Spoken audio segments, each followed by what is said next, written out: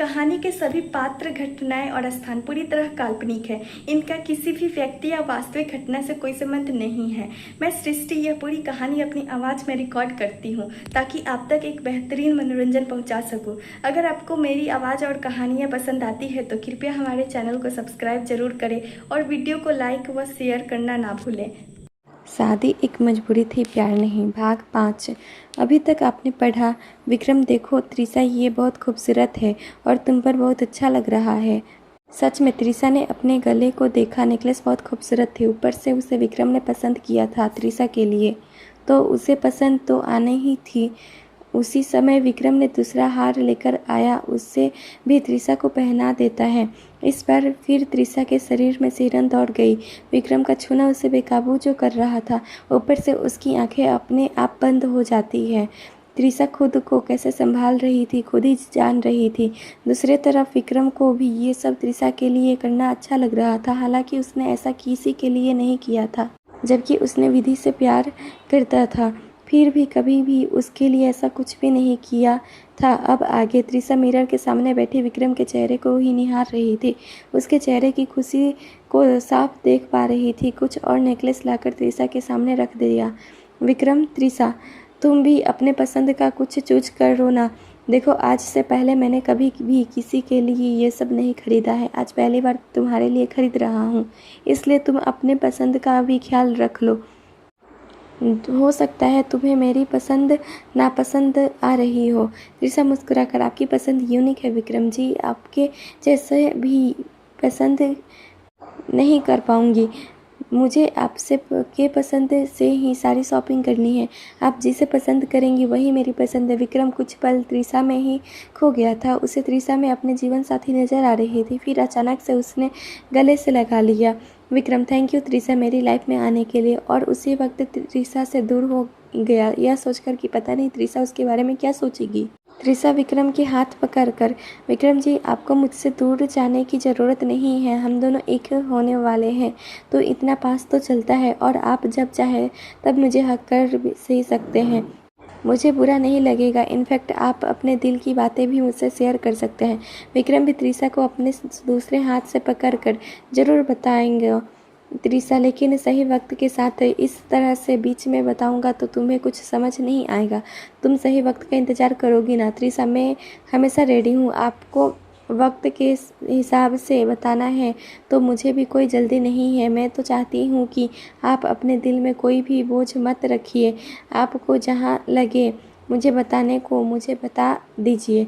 विक्रम हल्की मुस्कान के साथ अपना सर हिला देता है। कुछ देर बाद दोनों ने मिलकर बहुत खूब शॉपिंग किया। सारे शॉपिंग दोनों के पसंद का था। उसी वक्त गिनी रूम से उबासी लेते हुए बाहर आती है। विक्रम और त्रिशा को देखकर उसकी आंखें हैरानी से भरी हो जाती हैं। ऊपर से केबिन में इतना सारा सामान देखकर उसे लगा केबिन को भी दुकान बना रखा है। विक्रम और त्रिशा दोनों मिरर के सामने खड़े हुए त्रिशा के नेकलेस को देख रहे थे। विक्रम त्रिशा के पीछे बहुत करीब खड़ा था, जिससे त्रिशा विक्रम की सांसें और कंधे पर महसूस कर पा रही थी। त्रिशा की नज़र गिनी पर पड़ी, जो सामनों को अजीब तरह से देखते हुए दोनों के पास आ रही थी। त्रिशा गिनी से, गिनी तेरी नींद पूरी हो गई ना, या तुझे और सोना है? गिनी त्रिशा के पास आकर, त्रिशा ये सब सामान केबिन में क्यों लाया है? क्या केबिन को ही शोरूम बनाने का इरादा है? विक्रम, जी नहीं गिनी जी, हमारी होने वाली मिसेस सिंघानिया को कोई परेशानी न हो, इसलिए इन सारी चीज़ों को यहाँ मंगाया है। त्रिशा को अच्छा लगा विक्रम के मुंह से अपने लिए मिसेस सिंघानिया सुनकर। त्रिशा विक्रम को देखती है, जो अपनी एक आंख दबा देता है, जिससे वजह से त्रिशा शर्मा जाती है और विक्रम मुस्कुरा देता है। विक्रम गिनी से, गिनी जी, अब आप भी अपने लिए कुछ देख लीजिए। आपकी फ्रेंड तो सभी हमारे पसंद की चीज़ें खरीदी हैं। जब मैंने कहा कि इन सारी चीज़ों का मुझे ज़्यादा नॉलेज नहीं है, फिर भी गिनी मुंह बनाते हुए, मुझे भी ये सारी चीज़ें पसंद नहीं है। मुझे तो शॉर्ट ड्रेस और जीन्स ही पसंद है, मुझे लहंगे पसंद नहीं है। हंसते हुए, अगर किसी रोज़ आपकी शादी होगी तो आपको तो लहंगे पहनने ही पड़ेगा। आप उस वक्त मना नहीं कर पाएंगी। विक्रम हंसते हुए, अगर किसी रोज़ आपकी शादी होगी तो आपको तो लहंगे पहनने ही पड़ेंगे, आप उस वक्त मना नहीं कर पाएंगी। गिनी, नहीं, मैं बोल दूंगी होने वाले दूल्हे को कि मुझे शादी में लहंगे नहीं पहननी है, मुझे जीन्स पसंद है, जीन्स पहनकर मैं 7 फेरे लूँगी। त्रिशा विक्रम को रोकते हुए, विक्रम जी आप रहने दीजिए, आप या मैं इसे नहीं समझा सकते हैं, अब इसे समझने वाला खुद इसके पास आएगा, ढूंढते हुए बोलकर मुस्कुराने लगी। थोड़ी और देर रुकने के बाद तीनों मॉल से बाहर आते हैं। विक्रम ने सारा सामान को पैक करके त्रिशा के घर भेजने को बोल देता है। कुछ देर में तीनों गाड़ी में थे। विक्रम त्रिशा से, कल सुबह मेरा असिस्टेंट तुम सभी को रिसीव करने आएगा, तुम रेडी रहना। त्रिशा शर्माते हुए खिड़की से बाहर देखने लगी। वहीं गिनी को पूरब के बारे में सोचने लगी। कुछ समय बाद विक्रम उन दोनों को घर पहुंचा देता है। गाड़ी के रुकते ही गिनी बाहर आ जाती है। वहीं विक्रम त्रिशा के हाथ को पकड़ लेता है। त्रिशा विक्रम को देखती है। त्रिशा, क्या हुआ विक्रम जी, आपको कुछ कहना है क्या? विक्रम एक गहरी सांस लेकर, थैंक यू त्रिशा, तुमने मुझ पर भरोसे करके मेरे साथ शॉपिंग पर गई। त्रिशा मुस्कुराकर, विक्रम जी इसमें थैंक यू बोलने को क्या ज़रूरत है, हम दोनों एक ही बंधन में बंधने वाले हैं, हम दोनों एक ही दूसरे पर भरोसा नहीं करेंगे तो हम किस पर भरोसा करेंगे। अब आप भी घर जाकर आराम कीजिए, आपने आज एक पल के लिए भी आराम नहीं किया है, आप ऐसे ही लगातार काम करेंगे तो आप बीमार पड़ जाएंगे। विक्रम त्रिशा के हाथ को छोड़कर मुस्कुराते हुए, अब तुम हो ना मेरा ख्याल रखने के लिए, मुझे अब मेरी चिंता करने की ज़रूरत नहीं है। जब भी तुम मुझे घर पर काम करते देखोगी तो मुझे डांट देना, फिर मैं आराम करने लगूंगा। त्रिशा विक्रम की बात सुनकर मुस्कुरा देती है और गाड़ी से बाहर निकल जाते हैं। विक्रम अब त्रिशा को बाय बोलकर वहां से चला जाता है। विक्रम के जाने के बाद त्रिशा भी उसके गाड़ी को देखती रही जब तक उसकी गाड़ी उसके आंखों से ओझल नहीं हो गई। गिनी, ओ मैडम, वो चले गए हैं क्या? अभी भी तेरा मन नहीं भरा है? सर के साथ रोमांस करके मैंने देखा था तुम दोनों को कैबिन में, किस तरह से सर तुझे नेकलेस को पहना रहे थे और इसी बहाने तुझे ताड़ भी रहे थे, और वो वाला सीन भी देखा था जब तू उनके लिए सैंडविच लेकर गई थी और तू उन्हें बड़े प्यार से खिला रही थी। त्रिशा घर के तरफ जाते हुए, हाँ, मैं उनको अपने हाथों से सैंडविच खिलाई थी। उस समय वो बहुत ज़रूरी काम कर रहे थे, उनके पास नाश्ता करने का टाइम भी नहीं था, इसलिए मैं उनको खिला रही थी, ऊपर से उन्हें भूख भी लगी थी। गिन्नी मुस्कुराकर, उसी टाइम मैंने तुम दोनों का चुपके से फ़ोटो ले लिया था, तुम दोनों कितने स्वीट लग रहे थे, मैंने तेरे मोबाइल पर फ़ोटो सेंड कर दिया है, अब अकेले में रहेंगी तो तू खुद देख लेना। हाय, किसी की नज़र ना लगे मेरे रोमियो जूलियट को। त्रिशा अपने नाक चढ़ाते हुए, रोमियो जूलियट? कौन रोमियो जूलियट? गिनी त्रिशा के नाक पिंच करते हुए शरारत से, तुम दोनों मेरे रोमियो जूलियट हो, तुझे क्या लगा मुझे पता नहीं चलेगा? मुझे पता है तू विक्रम सर से प्यार करने लगी है और कहीं ना कहीं मुझे भी ये लगता है कि विक्रम सर भी तुझे उतना ही प्यार करते हैं जितना तू उनसे करती है, वरना सोच कोई भी इतना सब क्यों करता। पूरे केबिन को भर दिया था सामानों से ताकि तुझे कोई परेशानी ना हो। त्रिशा खुश होकर गिनी के गले लग जाती है। त्रिशा, गिनी तू सच कह रही है ना? क्या तुझे लगा कि विक्रम जी भी मुझसे प्यार करते हैं? गिनी त्रिशा से दूर होकर, मैं प्यार के बारे में कुछ ज़्यादा तो नहीं जानती हूँ, लेकिन मैंने एक फ्रेंड से सुन रखा है कि जब लड़का कोई किसी लड़की से प्यार करता है तो उस लड़की को ज़रा भी परेशानी या तकलीफ़ होने नहीं देता है। और मैं आज अपनी आंखों से मैं देख लिया है विक्रम सर का। त्रिशा दरवाज़ा खोलकर घर के अंदर जाती हुई, गिनी, अगर तू सच कह रही है तो मुझे भी ऐसा ही लगता है, मैंने भी कई बार उनको नोटिस किया है, मेरा ध्यान दूसरे तरफ था तो उन्होंने कई बार मुझे घूरा था, उस समय मुझे ये ध्यान नहीं रहा, और अब तू कह रही है तो मुझे विश्वास हो रहा है। गिनी थोड़ी देर बाद अपने घर चली जाती है। त्रिशा विक्रम के बारे में सोच जा रही थी। दादी माँ के मोबाइल बजता है। दादी माँ गुलाबो को कॉल उठाने को बोलती है। गुलाबो मोबाइल पर फ्लैश हो रहे नाम को देखकर दादी माँ से, गुलाबो दादी जी, ये बुआ जी का कॉल है, ज़रूर जो वो आपसे बात करना चाहती होंगी। दादी माँ मुँह बनाते हुए, ज़रूर कुछ ना कुछ सुनाने के लिए कॉल लगा रही होगी, बोलेगी शादी का इनविटेशन तो दे दिया है, क्या आप लोग हमें रिसीव करने के लिए भी नहीं आओगे? ये सुन तो लो, आखिर कहना क्या चाहती है। गुलाबो मोबाइल को दादी माँ को दे देती है। दादी माँ के बोले कहते ही उनके कान में ज़ोर से बोलने की आवाज़ सुनाई देती है, जिससे दादी माँ मोबाइल को कान से थोड़ी दूर कर लेती है। मोबाइल के दूसरी तरफ से एक महिला की आवाज़ सुनाई देती है। महिला, आप लोगों ने इनविटेशन दे दिया है, लेकिन इसका मतलब ये नहीं कि हम ऐसे ही चले जाएं। ना आपने कोई गाड़ी भेजी है और ना ही आपने बस के टिकट भेजी हैं। बताइए, इतना ना इंसाफ़ी कौन करता है किसी के साथ दादी माँ। वो हो शशिकला, तुम इतनी सी भी अपने पैसे खर्च भी नहीं कर सकती हो। इतनी कंजूसी भी ठीक नहीं है। कभी तो अपने पैसे खर्च करके अपने मायके जयपुर आ जाती। शशिकला दादी माँ की बेटी, उनकी शादी सीकर में बहुत अच्छे ख़ानदान में हुई है, लेकिन उनकी कंजूसी की वजह से उनके हर कोई परेशान रहता है। जिसे देख वो टोकती रहती है, ऐसा मत करो, वैसा मत करो, बिना मतलब के पैसे खर्च मत करो। शशिकला माँ, आप जानती नहीं हैं पैसे कितने मुश्किल से कमाए जाते हैं। खून पसीना बहाना पड़ता है, तब जाकर पैसे मिलते हैं। दादी माँ अपने मन में धीरे से, हाँ तुम बोल तो ऐसे रही हो जैसे पैसे हमारे पास पैरों में उगते हैं, उसी से हम लोग तोड़ते होंगे। हम लोग भी खून पसीना बहा कर पैसे कमाते हैं। दादी माँ को कुछ भी बोलता ना सुनकर एक फिर शशिकला बोलती है, शशिकला देखा मैंने सही कहा ना माँ। मेरी बात सुनकर आप भी बोलती बंद हो गई। खैर वो सब छोड़ो और मुझे ये बताओ कि विकी कहाँ है। मेरा कॉल रिसीव नहीं कर रहा है। विकी अभी भी मुझसे नाराज़ है क्या? उस बात को इतने साल हो गई हैं, फिर भी वो मुझे माफ़ नहीं कर पाया। दादी माँ, ऐसी बात नहीं है शिशी, विकी ज़रूर कोई काम में बिजी होगा, इसलिए तेरा कॉल नहीं पिक कर रहा होगा। कल उसकी शादी है तो हो सकता है होने वाली बहू को लेकर शॉपिंग करने गया होगा। मैंने ही उसे त्रिशा को शॉपिंग कराने के लिए भेजा था। शशिकला अपने भविष्य को कर चिंता का दिखाते हुए, माँ आपने ये क्या करने को बोल दिया है विकी को? आप अच्छी तरह से जानती है कि लड़का लड़की शादी से पहले एक दूसरे से मिल नहीं सकते हैं, नहीं तो बाद में उनकी शादीशुदा ज़िंदगी अच्छी नहीं चलती। आप ये सब क्या गलत हो गई है? दादी माँ शशिकला को रोकते हुए, शिशी ये सब पुरानी बातें हैं, आजकल के जनरेशन के बच्चे ऐसी बातें नहीं मानते, इसलिए हम लोगों को भी उनके हिसाब से चलना पड़ता है। और त्रिशा के पास उसके बाबा के सिवाय कोई भी नहीं है, तो भला विकी ही सब कुछ हैंडल करेगा ना। ये सुनकर शशिकला अपना सिर पकड़ लेती है। इसका मतलब आप लोगों को दहेज में कुछ भी नहीं मिलेगा माँ? ये आपने विकी का रिश्ता ऐसे गरीब घर में क्यों किया है जहाँ से आप लोगों को कुछ भी नहीं मिलने वाला है?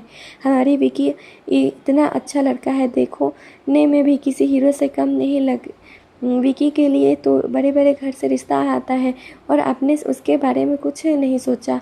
दादी माँ गुस्सा होते हुए चिल्लाकर, देख शिशी, तू मुझे मत सिखा क्या करना है क्या नहीं करना है, यह सब हम लोग देख लेंगे। हमारे घर का मसला है, हम जिसे चाहे अपनी पसंद से बहू चुनेंगे। हम लोगों के पास इतना पैसा तो है जिसे हम लोग खून पसीने से कमाया है, वहीं हम लोगों के लिए काफ़ी है। हम दूसरे लोगों की तरह नहीं हैं जिन्हें बड़े घर में रिश्ता करके दहेज की भूखी रहती हैं।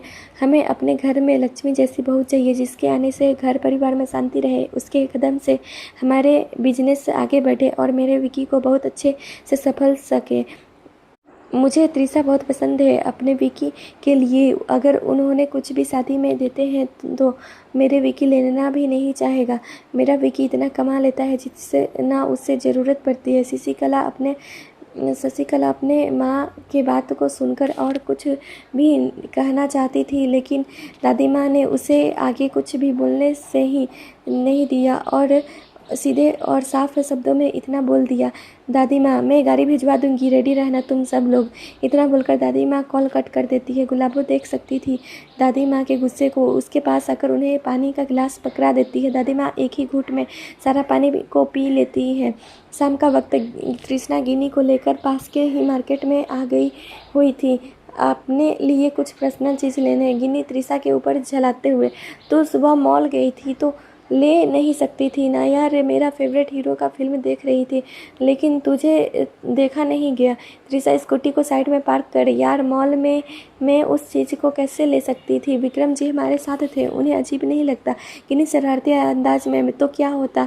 तुम दोनों की शादी होने वाली है तो तुम दोनों के बीच तो ये आम बात तो हो जाती।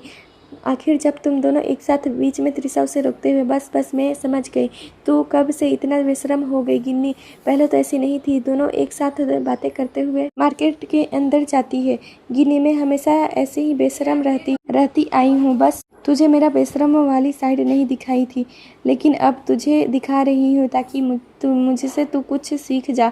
ये सब तुझे काम आएगा तेरे ससुराल में। त्रिशा मैं ऐसी ही ठीक हूँ, मुझे कुछ भी सीखने की ज़रूरत नहीं है, ये सब तू अपने लिए संभाल कर रख, तेरे ही किसी दिन काम आएंगे। एक दुकान के पास पहुंच जाती है और वहां से एक लड़की से बोलकर उस चीज़ को मंगाती है। जब सब साइज का मिल जाता है तो पेमेंट कर दुकान से बाहर आ जाती है। गिनी और कुछ लेना है कि हो गया तेरा? त्रिशा हो गया मेरा, बस इसकी ही ज़रूरत थी। गिनी तेरा हो गया तो ठीक है, अब मुझे मेरी फेवरेट चीज़ खिला। त्रिशा ठीक है, तुझे रसमलाई खानी है ना, मैं तुझे खिलाती हूँ, बोलकर दोनों अपने फेवरेट जगह से रसमलाई खाकर अपनी स्कूटी के पास आती हैं। त्रिशा स्कूटी को साइड से निकाल कर स्टार्ट करती है, पीछे साइड पर गिनी बैठ जाती है। गिनी के बैठते ही त्रिशा स्कूटी को आगे बढ़ा देती है। कुछ दूरी ही गए थे कि एक गाड़ी पीछे से आकर उनको धक्का दे देती है। त्रिशा स्कूटी को संभालने लगी। स्कूटी का बैलेंस को जब संभाल नहीं पाई तो स्कूटी जाकर एक पेड़ से टकरा जाती है। गिनी उछलकर नीचे ज़मीन पर गिर जाती है, जिससे उसके घुटने और हथेली पर हल्की चोट लग जाती है। वहीं त्रिशा स्कूटी में ही सीट पर बैठी हुई थी। उसे चोट तो नहीं लगी थी, लेकिन स्कूटी का आगे साइड का थोड़ा नुकसान हो गया था। उस गाड़ी के ड्राइवर और उस पर बैठे लोगों को डर तो लग रही थी, क्योंकि उनकी वजह से दोनों लड़कियों की एक्सीडेंट हो गई थी। गाड़ी का ड्राइवर गाड़ी से बाहर आकर गिनी को उठाता है और वहीं बड़े से पत्थर के ऊपर बैठा देता है। त्रिशा भी जल्दी से दौड़कर गिनी के पास जाती है। ड्राइवर अपनी गाड़ी से पानी का बोतल लाकर गिनी को देता है। गिनी पानी पीती है। त्रिशा डरते हुए, गिनी तू ठीक है, तुझे ज़्यादा चोट तो नहीं आई? गिनी एक गहरी सांस लेकर, बस घुटने और हथेली पर थोड़ी चोट है, तू बता, तू ठीक है? त्रिशा मैं ठीक हूँ। ब्रेक को संभालती उससे पहले स्कूटी पेड़ से टकरा गई। ड्राइवर अपने हाथ जोड़कर, आप दोनों मुझे माफ़ कर दीजिए, मैंने जानबूझकर स्कूटी को टक्कर नहीं मारी थी। मुझे तो गाड़ी में बैठी माँ जी ने गाड़ी की स्पीड बढ़ाने को बोली थी। मैंने जब मना किया तो उन्होंने बोली कि मैं अपने माँ से बोलकर तुझे नौकरी से निकलवा दूंगी। मेरे पास कोई दूसरा रास्ता नहीं था अपनी नौकरी बचाने का, और मैंने गाड़ी का स्पीड बढ़ा दिया। गिनी गुस्से से ड्राइवर से, अच्छा गाड़ी में बैठी माँ जी कोई इलेक्शन में जा रही है क्या, जो इनको इतनी जल्दी चुल मची है जाने की? उसी वक्त कार से एक औरत बाहर निकल आती है, जिसकी उम्र 40 से 45 के आसपास होगी। शिफॉन की साड़ी पहने, माथे पर मीडियम साइज की बिंदी, मांग में सिंदूर, कानों में डायमंड के झुमके, गाल में पर डायमंड की नेकलेस, मुंह में पान चबाते हुए गाड़ी से बाहर आती है।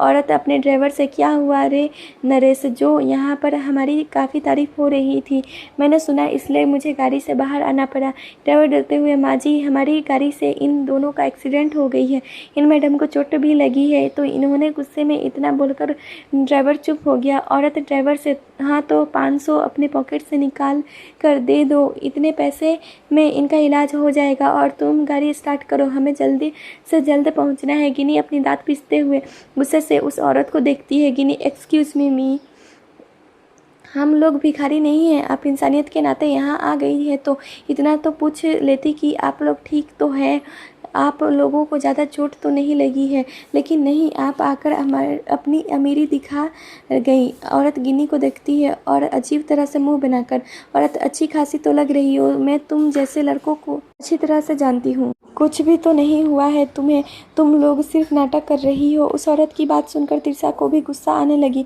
गिनी के हाथ को मजबूती से पकड़कर, त्रिशा होगी आप अमीर घर के, लेकिन क्या फ़ायदा, आपके बात करने का लहजा ही नहीं है। एक तो आप अपने ड्राइवर से बोलकर गाड़ी स्पीड में चलाने को बोलती है, ऊपर से आपकी गाड़ी से हमारा एक्सीडेंट भी हुआ है।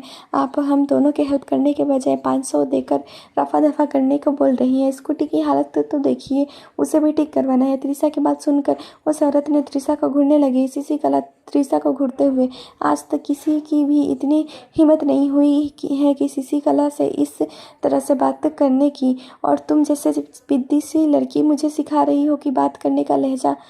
तुम दोनों साफ साफ क्यों नहीं बोलते कि तुम्हें पैसे चाहिए? ये चोट लगने का तो एक छोटा सा बहाना है, और अब तो मुझे पूरा विश्वास हो गया है कि तुम दोनों हमेशा ऐसे ही करके हम जैसे लोगों से पैसे निकलवाती होगी। इतना बोलकर शशिकला अपने पर्स से 2000 निकालकर त्रिशा और गिनी के आंखों के आगे उड़ा देती है और वहाँ से जाने लगती है। त्रिशा शशिकला के सामने आकर, हम भिखारी नहीं है मैडम जी, आप अपने पैसे अपने पास रखिए, बल्कि हम लोग आपको पैसे देते हैं।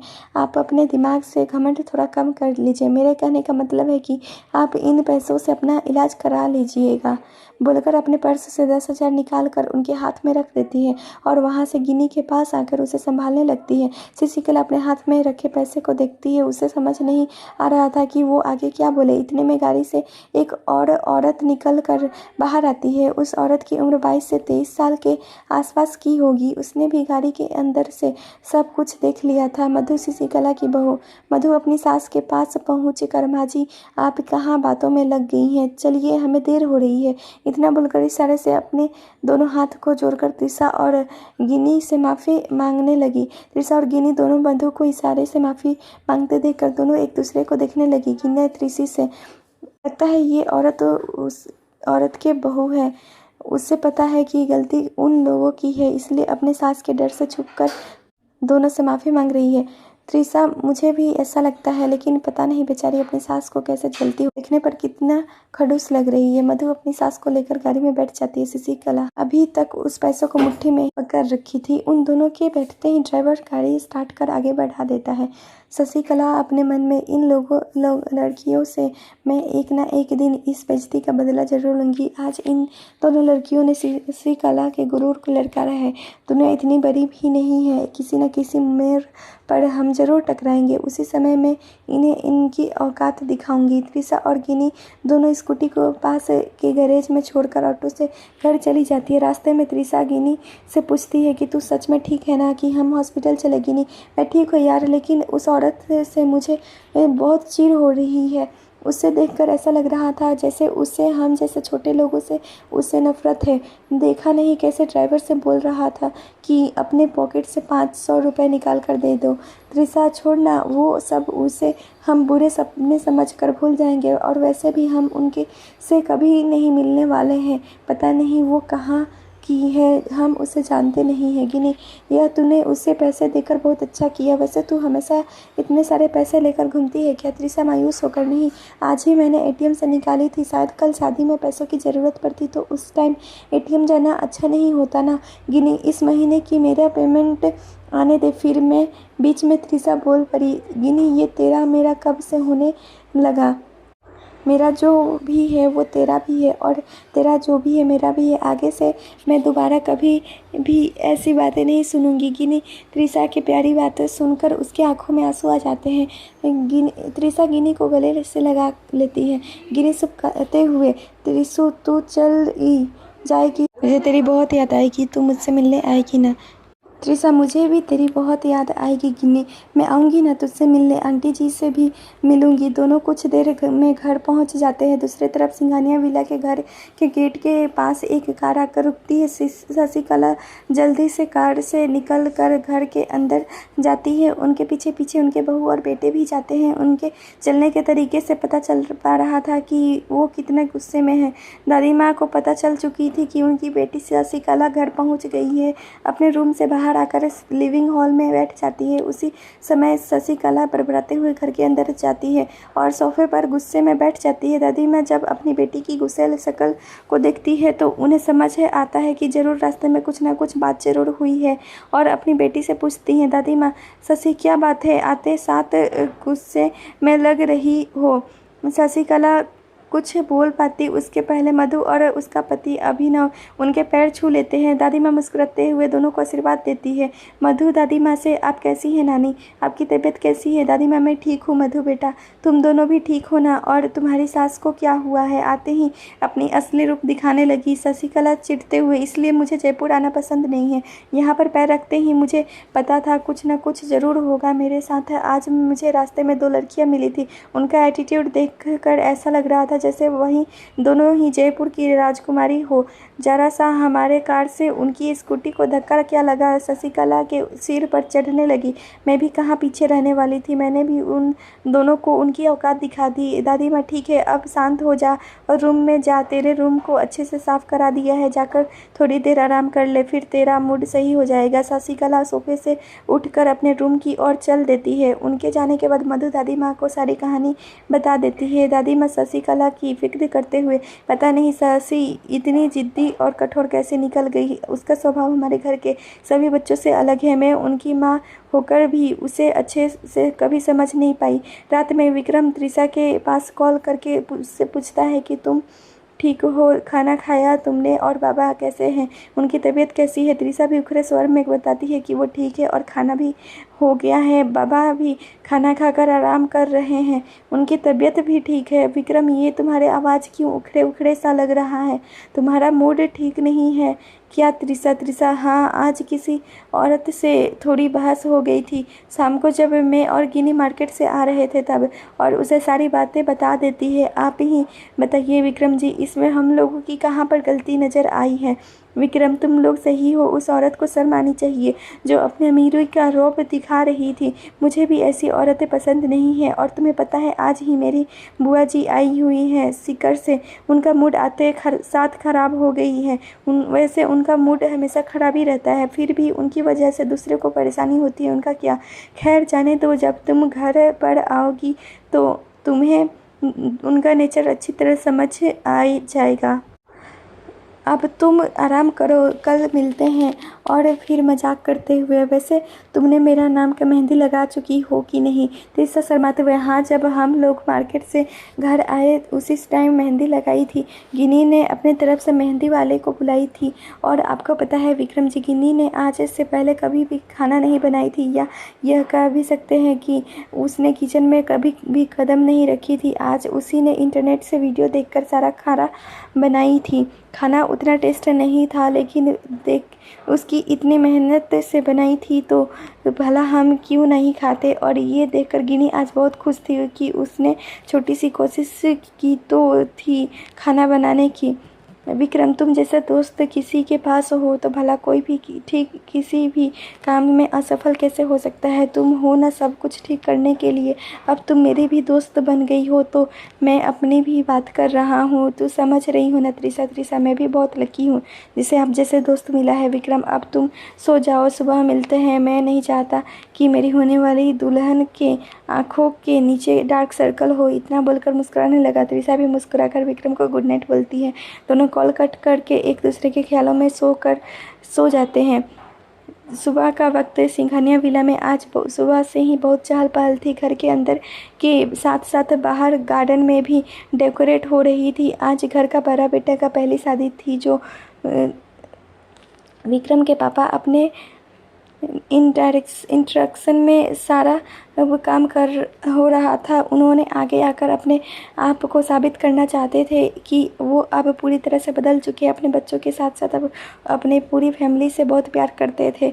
विक्रम को दिखाना चाहते था कि उसने जो कहा है उसे पूरा करके ही रहेगा। दादी माँ भी अखिल को इस तरह से काम करता देख बहुत खुश थी। देविका को भी अपने पति के ऊपर नाज होने लगी थी। दादी माँ लिविंग हॉल में सोफे पर बैठी देविका से बात कर रही थी। दादी माँ, देविका बहू, ये सिद्धि कहीं दिखाई नहीं दे रही है, घर में है कि रात भर घर ही नहीं आई है? देविका माँ जी, सिद्धि कल जल्दी घर आ गई थी और वो उठकर रेडी भी हो रही है। दादी माँ, चलो आज तो कुछ अच्छा सुनने को मिला उसके बारे में। और सिद्धार्थ की क्या खबर है? देविका धीरे से आवाज़ में, कल शाम तक जयपुर पहुँच जाएगा दादी माँ। ठीक है, ये भी मान लेते हैं। ऊपर सीढ़ियों से नीचे आ रहे शशिकला अपने माँ और भाभी को बात करते हुए देखती है तो उनके पास आकर पूछती है, आप दोनों किसके बारे में बात कर रहे हैं? देविका जी माँ जी सिद्धि और सिद्धार्थ के बारे में कुछ पूछ रही थी तो मैंने उनके बारे में बता दी रही थी। शशिकला मुंह बनाते हुए, काफ़ी सिर पर चढ़ा रखे हो तुम लोग बच्चों को। एक मेरे बच्चे हैं जो अपनी माँ से पूछे बगैर एक गिलास पानी उठाकर भी नहीं पीते। दादी माँ अपने मन में, हाँ, सब जानते हैं तुम्हारी नेचर को। अपने बच्चों को डरा धमका कर रखी हो। बेचारा अभिनव तो अपने पत्नी के पास भी तुम्हारी इजाज़त के बगैर भी नहीं जाता। दामाद जी को भी अपने इशारे पर नचाने को मजबूर कर देती हो तो भला कोई भी चूक कैसे कर सकता है? सबको तुम्हारा डर का खौफ जो रहता है। शशिकला अपने माँ से, माँ आप कहाँ खोई हुई हैं और क्या सोच रही हैं? दादी माँ, अरे कुछ नहीं, मैं विकी के बारे में सोच रही थी, पता नहीं अभी तक सोकर उठा भी है कि नहीं। और वो गुलाबों को आवाज़ देती है। गुलाबो तुरंत दादी माँ के पास चली आती हैं। गुलाबो जी दादी जी बोलिए क्या करना होगा मुझे? दादी माँ जाकर विकी को देख तो अभी तक उठा है कि नहीं? गुलाबो दादी माँ विकी सर तो आधे घंटे पहले ही जॉगिंग पर चले गए हैं, मैंने खुद उनको जाते हुए देखा है। शशिकला मुंह बनाते हुए, कल शाम से आई हूँ इस घर में, लेकिन विकी ने एक बार भी मेरे पास आकर मेरा हालचाल नहीं पूछा। इतना भी क्या नाराजगी है? छोटा है तो आकर पैर छू नहीं सकता, या उसे भी पता नहीं होगा कि हम लोग आए हुए हैं?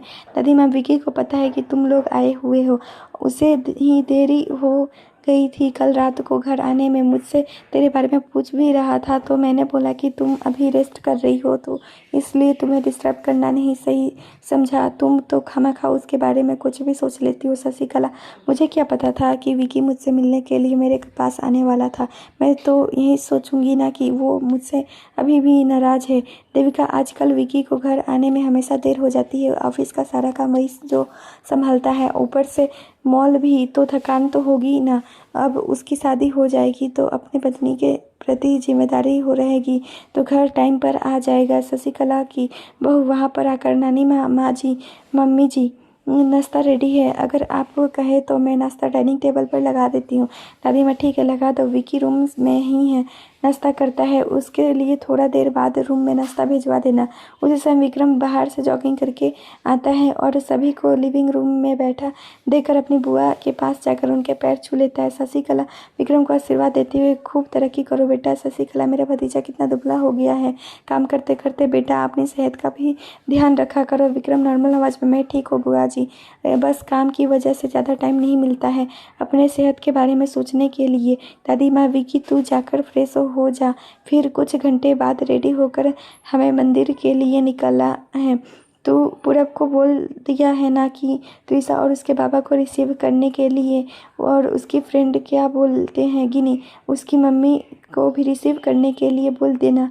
विक्रम दादी के पास जाकर, आप ज़रा भी चिंता मत कीजिए, मैंने सब से बोल दिया है, वो सब अपने अपने टाइम का हम टाइम पूरा कर लेंगे। कुछ देर बाद सभी रेडी होकर मंदिर के लिए निकल जाते हैं। दूसरी तरफ गिनी त्रिशा को रेडी कर चुकी थी, उसने ब्यूटिशियन को बुलाई थी त्रिशा को रेडी करने के लिए। गिनी त्रिशा को देखकर, सच में यार तुम तो आज गजब की खूबसूरत लग रही हो। विक्रम सर आज तुमको देखेंगे तो पता नहीं कैसे खुद को संभालेंगे, कहीं तुझे देखकर बेहोश ना हो जाए। त्रिशा शर्माते हुए, गिनी तू आज कुछ ज़्यादा फेंक नहीं रही है? गिनी, नहीं यार तू सच में बहुत खूबसूरत लग रही है, आज अगर मैं लड़का होती तो तुझे भगाकर ले जाती और तुझसे ज़बरदस्ती शादी कर लेती। दोनों बात ही कर रहे थे कि दोनों के कान में गाड़ी के हॉर्न के बजने की आवाज़ सुनाई देती है। दोनों एक दूसरे को देखते हैं। गिनी, लगता है तेरे होने वाले ससुराल का गाड़ी की हॉर्न है। उसी समय उसके घर के डोर बेल बजने की आवाज़ सुनाई देती है। गिनी ने जल्दी से आकर दरवाज़ा खोलती है तो दरवाजे पर पूरब को देखकर उसकी आंखें हैरानी से बड़ी हो जाती है। गिनी हकलाते हुए, सर आप यहाँ? पूरब मुस्कुरा कर, जी हाँ, लेकिन तुम यहाँ क्या कर रही हो? विक्रम सर ने तो मुझे यहीं का एड्रेस दिया था, होने वाली मिसेस सिंघानिया को रिसीव करने के लिए बोले थे। गिनी, आप एकदम सही एड्रेस पर आए हैं, ये घर आपके सर के होने वाले मिसेस सिंघानिया का है घर है। अंदर आइए। पूरब घर के अंदर आता है और हॉल में रखे सोफे पर बैठ जाता है। गिनी ट्रे में पानी का गिलास लेकर आती है। पूरा पानी पीकर गिलास टेबल पर रख देता है। पूरब मैम और उनके पापा को बुला दीजिए, हमें निकलना चाहिए। गिनी, आप कॉफ़ी पीकर जाइए। पूरब अपने हाथों में पहनी घड़ी में समय देखते हुए, नहीं अभी कुछ भी पीने का समय नहीं है, हमें जल्दी मंदिर पहुंचना है। गिनी, ठीक है मैं अभी बुलाती हूँ।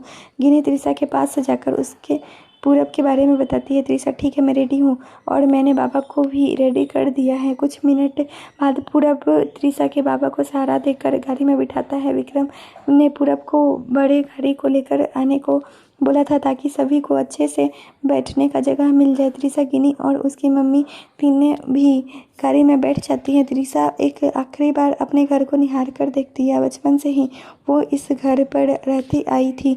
उसके बाबा ने खुद उस फ्लैट को अपने मेहनत के पैसे से खरीदा था। त्रिशा नम आंखों से घर को देख ही रही थी कि गिनी उसके कंधे पर हाथ रखकर, गिनी भी उदास होकर, यह तो सोच सच है, हम लड़कियां शादी के बाद अपने घर को छोड़कर दूसरे घर में चले जाती हैं, फिर भी छूटा हुआ घर हमें बहुत याद आती है।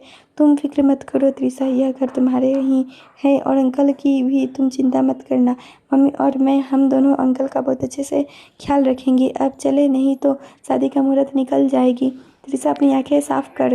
कर गाड़ी में बैठ जाती है। सभी के बैठने से पूरा वो गाड़ी स्टार्ट कर आगे बढ़ा देता है और कुछ ही मिनट में मंदिर पहुंच जाते हैं। सिंघानिया परिवार कब से मंदिर पहुंच चुके थे। पंडित जी भी पहले से शादी की पूरी तैयारी कर चुके थे। पूरा पहले त्रिशा के बाबा को आराम से गाड़ी से बाहर निकाल कर उन्हें व्हील चेयर पर बिठाकर मंदिर के अंदर छोड़कर आता है। गिनी और उसकी मम्मी त्रिशा को गाड़ी से बाहर निकाल कर उसके सिर को चुनरी से ढक देते हैं, जिससे त्रिशा का चेहरा कोई भी नहीं देख पाया, और उसे लेकर मंदिर के अंदर पहुंच जाते हैं। दादी माँ की नज़र जब त्रिशा पर जाती है तो वे बहुत खुश होती हैं। वहीं शशिकला अपने मोबाइल में बात करते हुए थोड़ी दूर चली गई थी, जिस वजह से वे गिनी को देख नहीं पाई और ना ही गिनी उन्हें देख पाई। लेकिन शशिकला की बहू मधु गिनी को पहचान गई थी। गिनी की भी नज़र जब मधु पर गई तो दोनों एक दूसरे को हैरानी से देखने लगी। गिनी जो त्रिशा को मंदिर के अंदर संभाल कर ले जा रही थी, उसने धीरे से उसके कान के पास जाकर, गिनी यार, मुझे लगता है वो कल वाली औरत भी इस मंदिर में आई है। मैंने उसके बहू को देखा है जो इशारे से हम दोनों से माफ़ी मांग रही थी।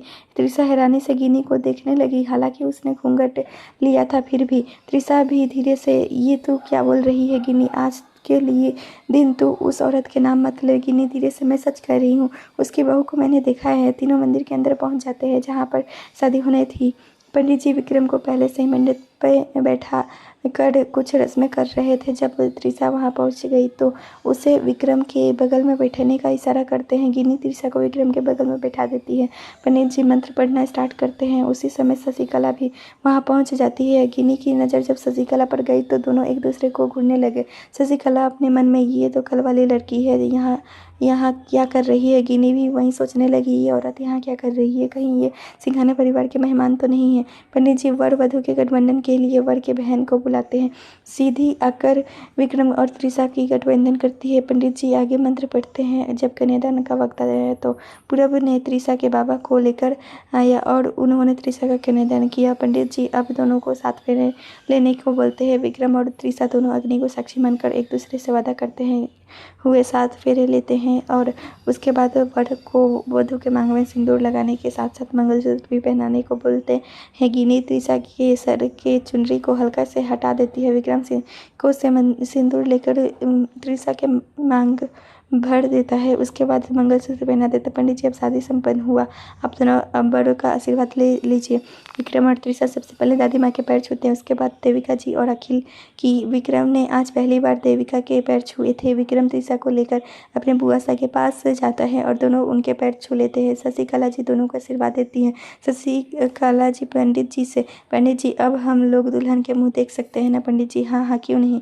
शशिकला उसी वक्त त्रिशा के घूंघट को हटा देती है और उनकी नज़र जब त्रिशा पर पड़ते हैं तो वो गुस्से से उनके चेहरे लाल हो जाते हैं। त्रिशा भी जब शशिकला को अपने सामने देखती है तो उसकी आंखें हैरानी से बड़ी हो जाती है। शशिकला त्रिशा से गुस्से में, तुम अच्छा फंसाया है तुमने मेरे भतीजे को। मिडिल क्लास की लड़कियां हमेशा ऐसे ही करती है, जब कोई बड़े घर के लड़के देखे नहीं उनके पीछे पड़ जाती है। त्रिशा की आंखों से आंसू निकल कर गाल पर आ जाते हैं।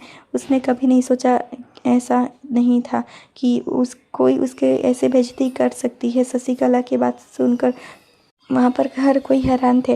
विक्रम से जब ये सब कुछ सहा नहीं गया तो उसने त्रिशा के सामने आकर अपने बुआ से, विक्रम अपने उंगली को दिखाकर कड़क लहजे में, बस बुआ जी, आपको इस तरह से कोई हक नहीं बनता है मेरी पत्नी के ऊपर उंगली उठाने की। आपको क्या दिक्कत हो गई है? त्रिशा से जब से आपने त्रिशा का चेहरा देखा है और आपको क्या लगता है त्रिशा ने मुझे फंसाया है? आप बिना किसी के बारे में जाने उस पर इल्ज़ाम कैसे लगा सकते? त्रिशा दादी माँ की पहली पसंद थी, बाद में मैं मिला था त्रिशा से और अब वो मेरी पसंद भी है।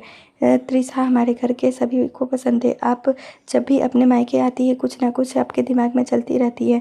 जब भी आप जयपुर आई हैं, कभी भी अपने हंसते मुस्कुराते आई हैं या फिर अपने ससुराल गई हैं, आपको अच्छा लगता है होगा ऐसा कुछ करके, लेकिन दूसरे को क्या, उन्हें तो बुरा लगता होगा। दादी माँ बीच में आकर, सस्सी, विक्रम बिल्कुल सही कह रहा है, तुमने हमारे घर की बहू को इतना भला बुरा कहा, और वो भी जबकि उसने अभी तक तुम अपने ससुराल के चौखट भी नहीं लांघ पाई। तुमको त्रिशा से कोई दिक्कत या परेशानी थी तो घर चलकर हम आपस में बातें कर लेते। कोई गिला शिकवा तुम दोनों के बीच में था तो उसे आपस में बात करके सुलह कर लेते। शशिकला अपनी आंखों से आंसू पोंछकर, ठीक है, तुम लोग को मेरा यहाँ आना अच्छा नहीं लगता है तो ना, तो अब मैं कभी नहीं आऊँगी जयपुर में। अभी इसी वक्त वहाँ से जा रही हूँ मैं, कभी भी अब सिंघानिया की चौखट नहीं लागूंगी।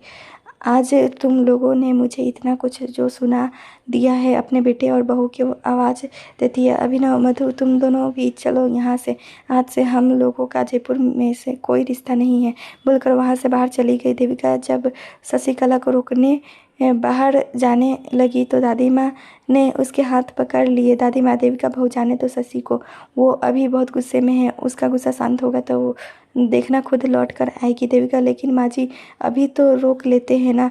जीजी बहुत सुबह चली जाती तो अच्छा होता, अब शाम भी होने वाली है, इस वक्त उनका जाना सही नहीं होगा। आज के लिए बस इतना ही, क्या होगा आगे आगे की कहानी अगले भाग में पढ़िए। तब तक के लिए धन्यवाद। मेरे साथ एक कहानी सुनिए दोपहर 12:30 बजे और दोपहर 3 बजे। अपनी समीक्षा देना ना भूलें। चैनल पर नए हैं तो चैनल को सब्सक्राइब करें और सुनिए रोज़ एक नई कहानी। तब तक के लिए आप हमारी पुरानी कहानी को भी सुन सकते हैं। धन्यवाद।